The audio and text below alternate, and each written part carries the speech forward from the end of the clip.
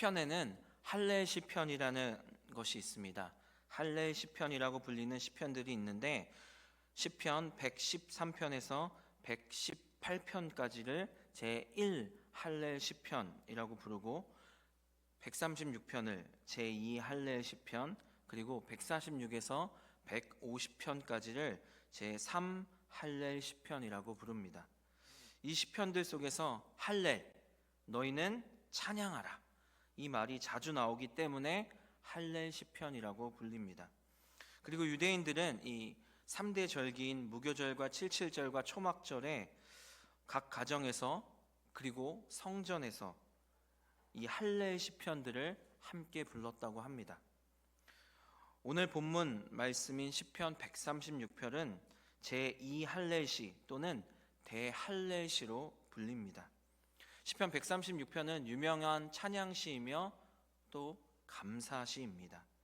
그리고 독특한 특징을 가지고 있는데 보시면 매 절마다 감사하라, 그 인자하심이 영원함이로다 라는 후렴구를 반복하고 있으며, 그렇게 감사하라, 그 인자하심이 영원함이로다 라는 후렴구를 통해 하나님께 찬양과 감사를 올려드리고 있습니다.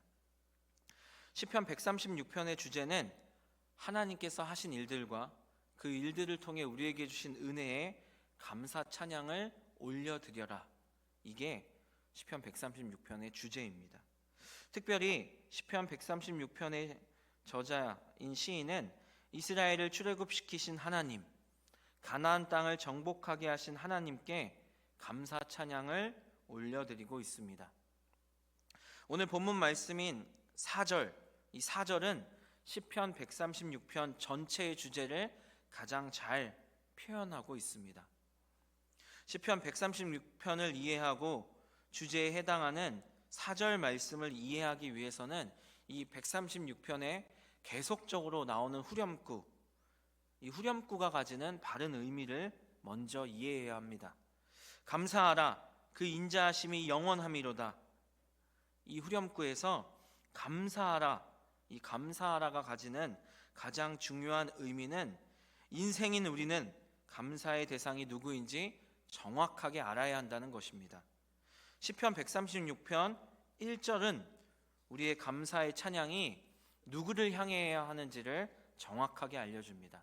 우리 시편 136편 1절 말씀을 함께 읽도록 하겠습니다. 시작. 그는 선하시며 그 인자하심이 영원함이로다.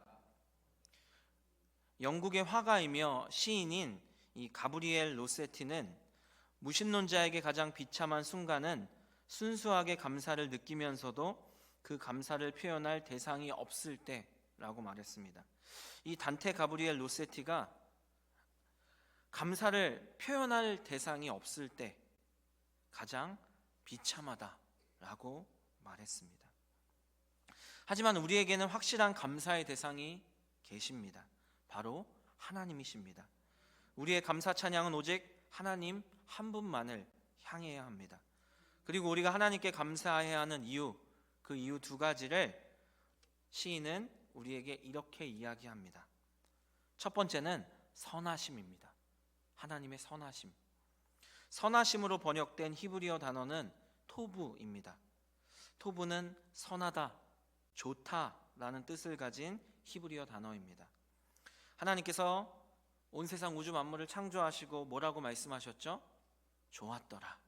이 좋았더라고 말씀하셨을 때 쓰인 단어가 바로 이 토부라는 단어입니다. 토부는 선하다, 좋다 라는 의미와 함께 이런 의미가 있습니다. 우리를 향한, 세상의 모든 피조물을 향한 하나님의 관심이라는 의미가 있습니다. 창조주 하나님께서는 자기 형상을 따라 창조한 인간을 보고 심히 좋았더라고 말씀하셨습니다. 인간에게 하신 하나님의 첫 번째 사랑 고백이 바로 보시기에 심히 좋았더라. 나는 너에게 많은 관심이 있다. 라는 이 고백이었습니다.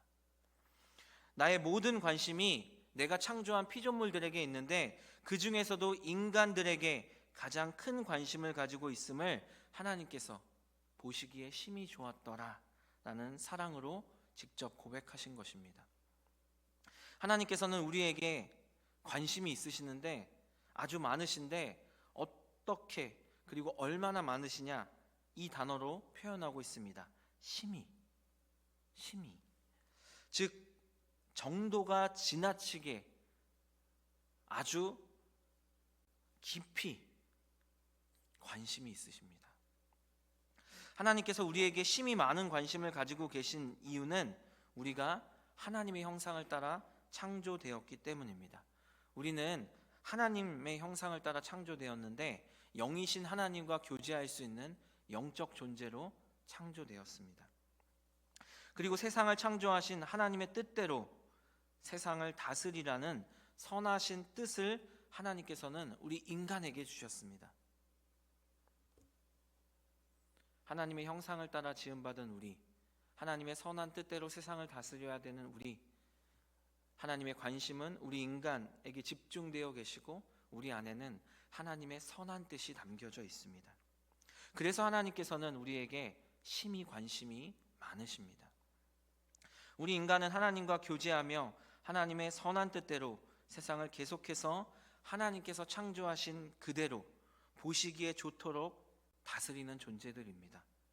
그래서 하나님께서 우리에게 가장 큰 관심을 가지고 우리를 애지중지하시며 우리가 하나님의 뜻대로 선하게 살아갈 수 있도록 항상 도와주시는 것입니다. 우리를 향한 이런 하나님의 토부를 항상 기억하고 감사해야 한다고 시인은 우리에게 교훈하고 있는 것입니다. 두 번째로 우리가 하나님께 감사해야 하는 이유는 하나님의 인자하심 때문입니다. 인자하심으로 번역된 히브리어 단어는 우리가 많이 들어본 헤세드라는 단어입니다. 헤세드는 하나님의 피조물, 특히 하나님이 택한 자녀들에 대한 변함없는 크신 사랑을 의미하는 단어입니다. 바로 우리를 향한 하나님의 영원히 변하지 않는 크신 사랑, 이게 바로 헤세드, 하나님의 인자하심입니다. 이스라엘의 역사는 하나님의 헤세드 역사라고 해도 과언이 아닙니다. 대표적인 헤세드의 역사가 바로 오늘 본문 말씀인 시편 136편이 찬양하는 출애굽의 역사입니다. 10가지 재앙을 시작으로 광야 40년간의 여정 동안 하나님께서는 셀 수 없이 많은 이적으로 이스라엘을 향한 변함없는 헤세드를 보여주셨습니다. 홍해를 마른 땅같이 건너게 하시고 구름 기둥과 불 기둥으로 보호하시며 마실 물과 먹을 만나와 메추라기를 광야 한가운데서 공급하시고 의복이 헤어지거나 발이 부르트지 않도록 도와주셨습니다. 그리고 이어지는 가나안 정복의 역사까지 이스라엘의 출애굽과 가나안 정착의 역사는 하나님의 이 헤세드가 아니면 설명할 수 없습니다. 그리고 이스라엘 향한 이 헤세드는 영원합니다. 헤세드가 영원하다는 것은 이스라엘에게 구체적인 인도를 통하여 은혜를 베푸시고 확증하신 하나님의 사랑이 과거에 이어 지금도 계속되고 있으며 앞으로도 영원히 계속될 것임을, 그리고 그 크신 사랑이 절대 변하지 않을 것임을 나타내는 표현이 바로 영원하다입니다. 이스라엘을 향한 이 헤세드는 이스라엘뿐만 아니라 하나님의 자녀된 바로 우리들에게도 태초부터 시작해서 그리고 지금 그리고 영원까지 적용됩니다.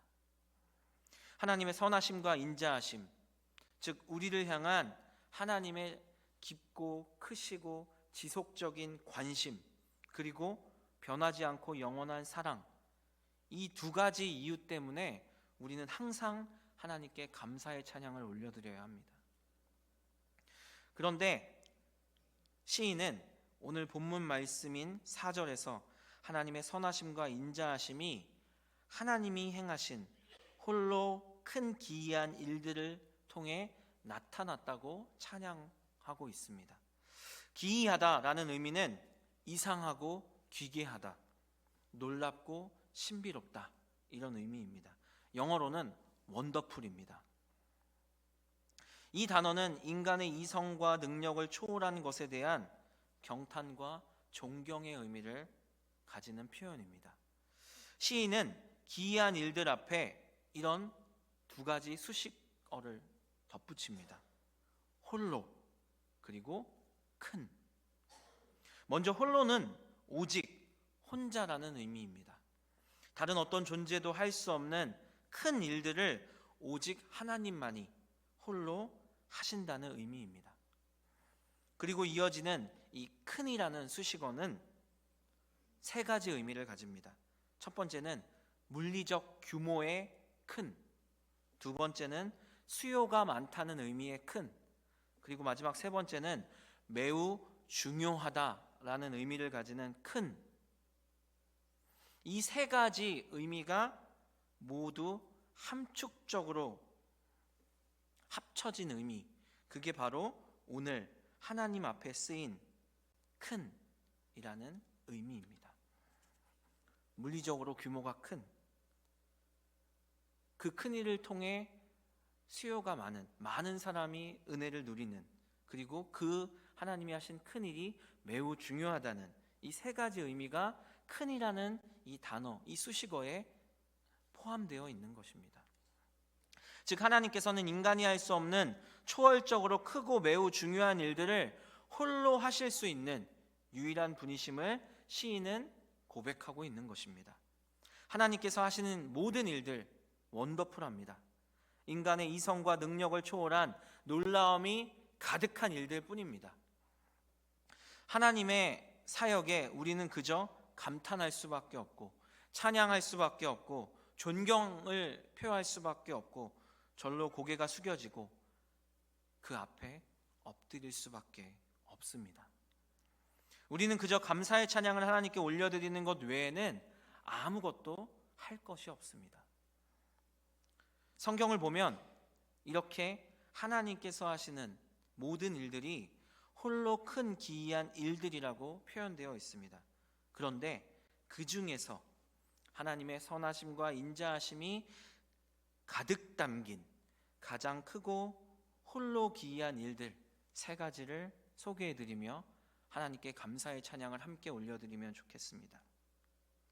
성경에는 이 땅에 오신 예수님께서 먼저 하나님께 감사의 찬양을 올려드리고 행하신 크고 기이한 일들이 있습니다.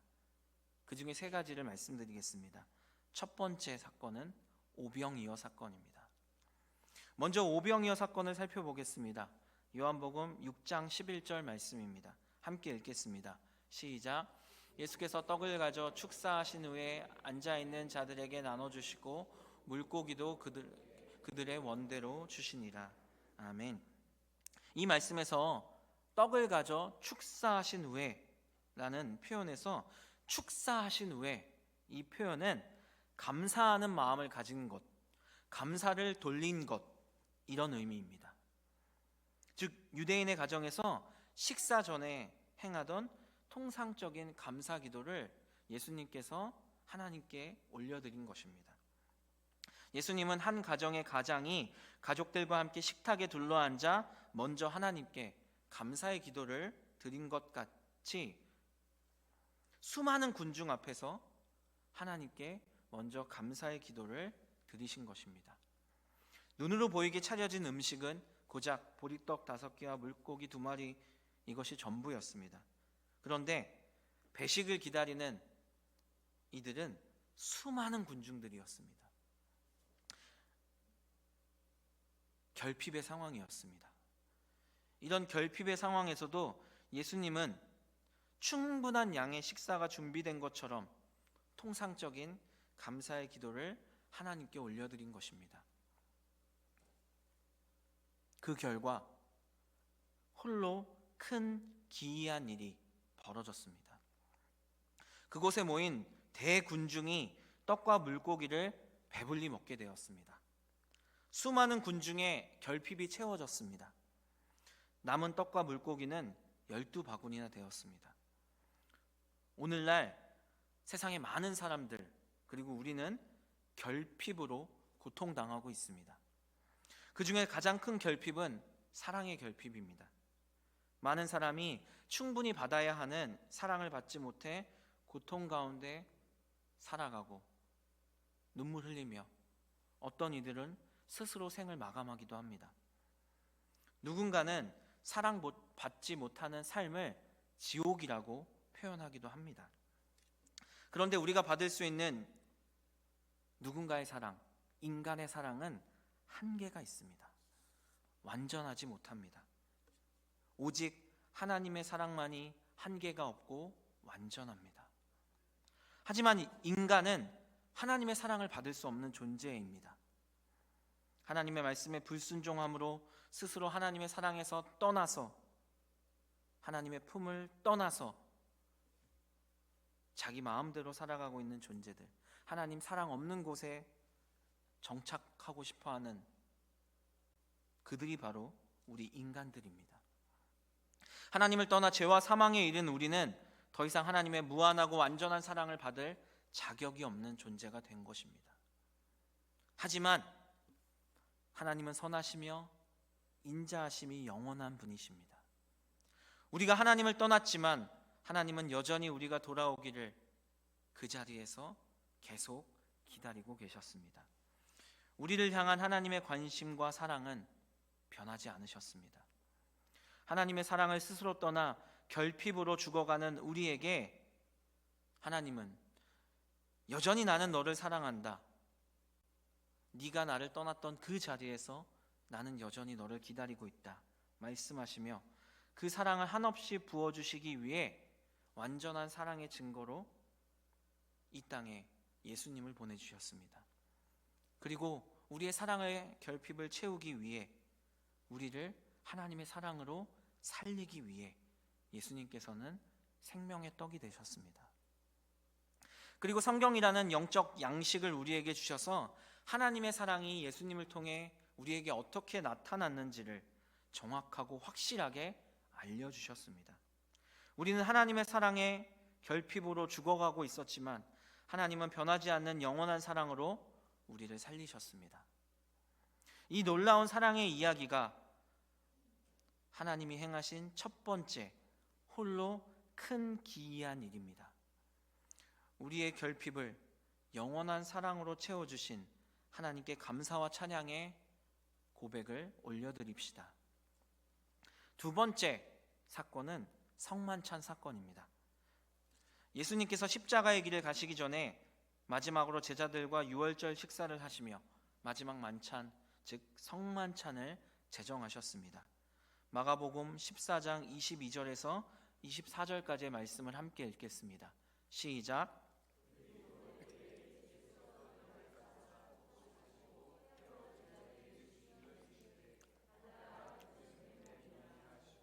또 잔을 가지사 감사 기도하시고 그들에게 주시니 다 이를 마시매 이르시되 이것은 많은 사람을 위하여 흘리는 나의 피 곧 언약의 피니라.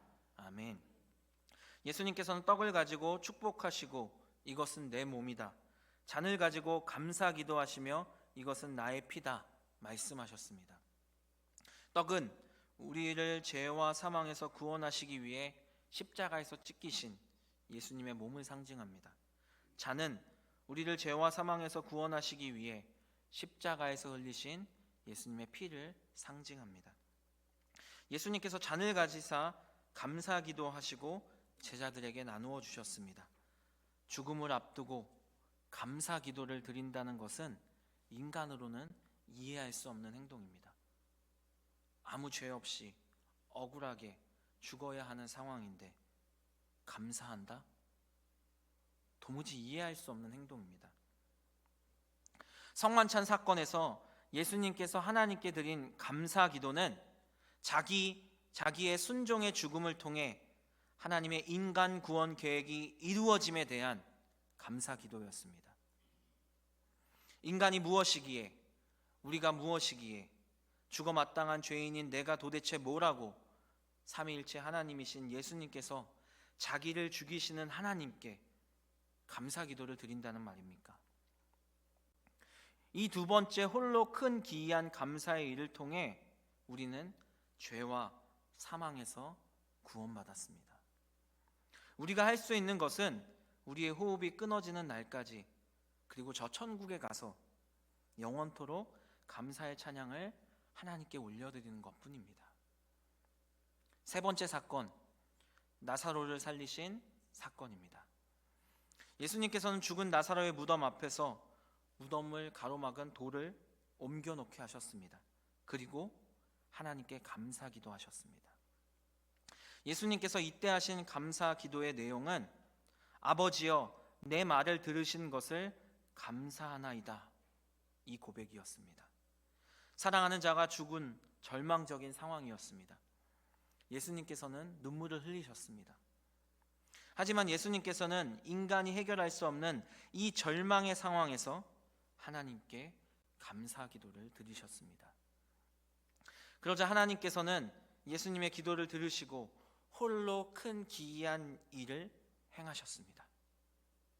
감사 기도를 마치신 후에 예수님께서 죽은 나사로를 큰 소리로 부르셨고 죽었던 나사로는 무덤에서 걸어 나왔습니다.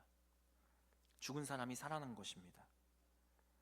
예수님께서 죽은 나사로를 살리시기 전에 마르다에게 하신 말씀이 있습니다. 요한복음 11장 25절 26절 말씀을 함께 읽겠습니다. 시작. 나는 부활이요 생명이니 나를 믿는 자는 죽어도 살겠고 무릇 살아서 나를 믿는 자는 영원히 죽지 아니하리니 이것을 내가 믿느냐. 아멘. 하나님께서는 죽은 나사로만 살리신 것이 아닙니다. 십자가에서 죽으신 예수님도 부활하게 하셨습니다. 그리고 이 말씀을 믿고 신앙생활하고 있는 우리에게, 바로 우리에게도 하나님께서는 큰 기이한 일을 행하실 것입니다. 우리도 예수님처럼 부활하여 하나님 나라에서 영원히 살도록 하실 것입니다. 이 세 번째 크고 기이한 일을 통해 구원의 은혜를 우리에게 주신 하나님께 우리는 감사 찬양을 항상 그리고 평생 올려드려야 합니다. 이 시간 우리의 인생을 잠시 돌아보면 좋겠습니다. 우리의 인생에서 하나님께서 행하신 홀로 큰 기이한 일들은 무엇이었습니까? 우리의 인생에는 사실 하나님께서 행하신 홀로 큰 기이한 일들 밖에는 없습니다. 모든 것이 하나님이 행하신 홀로 큰 기이한 일들입니다. 하나님의 선하심과 인자하심의 은혜가 우리의 인생에 빈틈없이 가득 채워져 있습니다. 과거에도 그랬고 현재도 그렇고 미래에도 변함없이 그럴 것입니다. 이 땅에 태어난 것도, 복음을 듣고 구원받은 것도, 하나님을 아버지라 부를 수 있는 것도, 하나님이 사랑하시는 이 대치동 교회에서 예배드릴 수 있는 것도, 말씀과 기도를 통해 하나님과 교제할 수 있는 것도, 우리의 믿음도 부활의 소망도, 하나님을 찬양할 수 있는 기쁨도, 인간의 이성과 능력을 초월한 하나님이 행하신 크고 기이한 일들입니다. 오늘 우리가 호흡하고 이 자리에서 예배드리고 있는 이 순간 역시 하나님만이 행하실 수 있는 홀로 크고 기이한 일입니다. 우리는 홀로 큰 기이한 일들을 행하신 하나님의 나를 향한 깊은 관심과 변하지 않는 영원한 사랑에 항상 감사해야 합니다. 우리가 전심으로 드리는 감사 찬양의 영원한 주제는 하나님이 하신 큰 기이한 일들이며, 우리가 전심으로 드리는 감사 찬양의 유일한 대상은 홀로 큰 기이한 일들을 행하시는 삼위일체 하나님이십니다. 과거의 은혜를 기억하며 감사하고, 현재의 은혜를 누리며 감사하고, 미래의 은혜에 미리 감사하는 우리가 됩시다. 그러면 인생의 결핍 앞에서 우리는 하나님의 넉넉히 채워주심을 경험하게 될 것입니다. 죽음의 두려움 앞에서도 하나님의 뜻이 이루어질 수 있음에 감사하셨던 예수님처럼 담대한 믿음을 소유할 수 있게 될 것입니다. 인생의 큰 슬픔이 찾아와도 부활의 소망을 품고 기뻐할 수 있게 될 것입니다. 어떤 처지에서든지 모든 일에 감사하는 것이 그리스도 예수 안에서 살아가는 우리 그리스도인들에게 바라시는 하나님의 뜻입니다. 평생 감사 찬양을 하나님께 올려드리는 자가 하나님께 영광 올려드리는 사람이고 올바른 길을 걷는 사람입니다. 이런 사람들이 하나님이 행하시는 가장 크고 기이한 구원의 은혜 안에서 날마다 살아갈 수 있음을 기억하시고 범사에 하나님께 감사하는 우리가 됩시다. 아멘. 우리 하나님께 감사 찬양을 올려드리고 함께 기도하겠습니다.